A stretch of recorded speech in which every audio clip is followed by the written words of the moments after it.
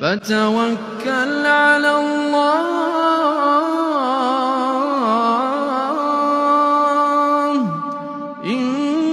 إنك على الحق المبين